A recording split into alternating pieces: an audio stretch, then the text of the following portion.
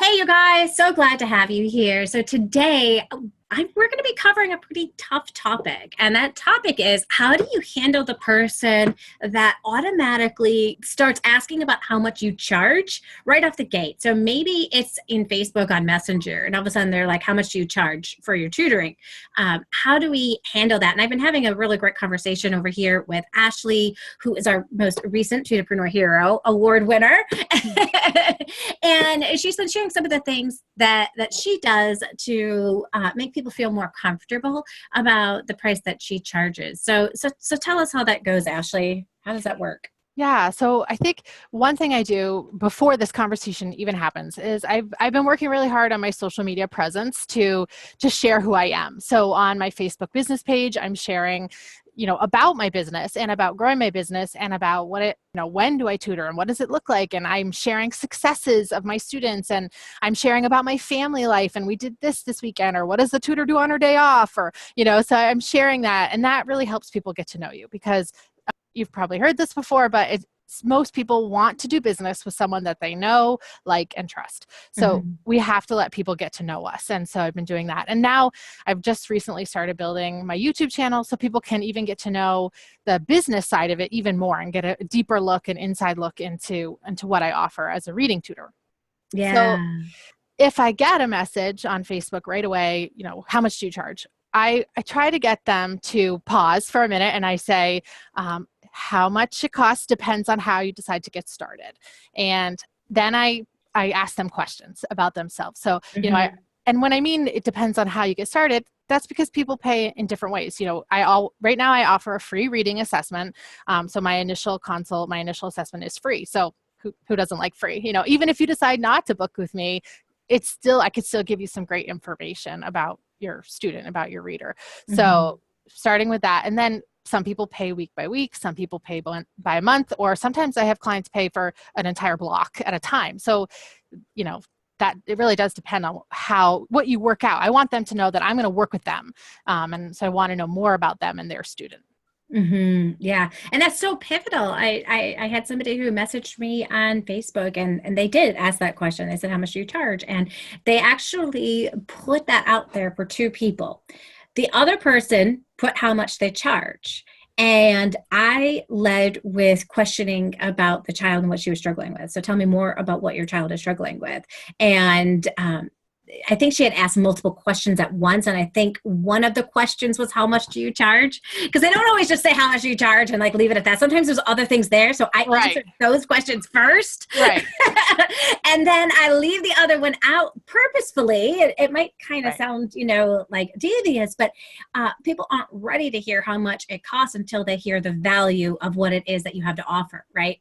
Right. So that's definitely another strategy that I use, or another is to respond, because we're not hiding anything, but to lead with what you're getting, so what you're getting is this individualized instruction, and you're getting, custom education plan, sort of lead with the value, and then say, and I offer this for just what your price is, just $40 an hour. So I think that helps people. They just might not understand what it looks like, Yeah. And that is one of the questions that they often ask. And I love the latest video that you just created, which I'll put in the link here of this video so people can check it out. But you showed them exactly what does it look like, and what tools do you utilize, and what kind of value is it that they're really getting if they choose you as their reading tutor.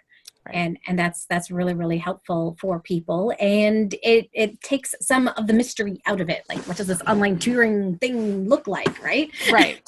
And if they come back and say, if you say $40 and they say, well, that's too expensive for me, sometimes it truly is. And we always want to respect that and respect people's budgets. And, you can kind of decide if they want to talk more about their situation, and you can say, I understand how you feel, and you can share how other clients of yours have felt that way at first, but they found that there was a lot of value in your sessions because of XYZ. And that's a great time to share a testimony or a success story. Like, this client felt the same way at first, but after 6 months or 6 weeks of sessions, their student was able to increase their reading fluency, whatever it is, share your success story. And that can help people. And then if they still come back and say, nope, sorry, it's too expensive, I always say, that's okay. I understand. If your situation changes, I'm still here and I'd love to hear from you. If you're interested in just doing the first initial assessment to see what I offer, we can do that.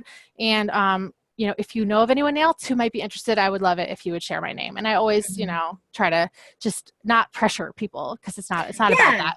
No, it absolutely isn't. And there's so many other people that are going to find you and hire you that you don't even need to really make that an issue, because it's not. Right. And so even if you're brand new and just getting started, know that you're going to have another person who's going to be asking you as well. And that's okay. Move on with the next person. It's okay to part ways if it's not going to be a good fit. But I think when you are leading with the curiosity factor of learning more about them, and constantly sharing about you, you're going to have better success. Right.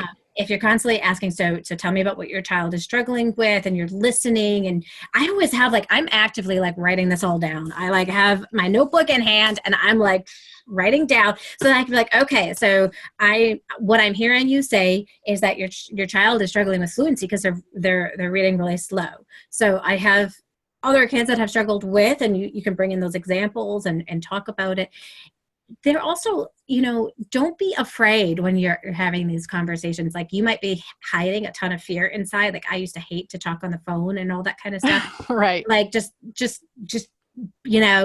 pretend that you already have a full base of clients as you're talking to this client, so that you don't have to feel that way, and try to gain that confidence, because they can sense if you are not confident, and they take not confidence and instead as being you're too new, that you won't be able to get the kinds of results that they want, and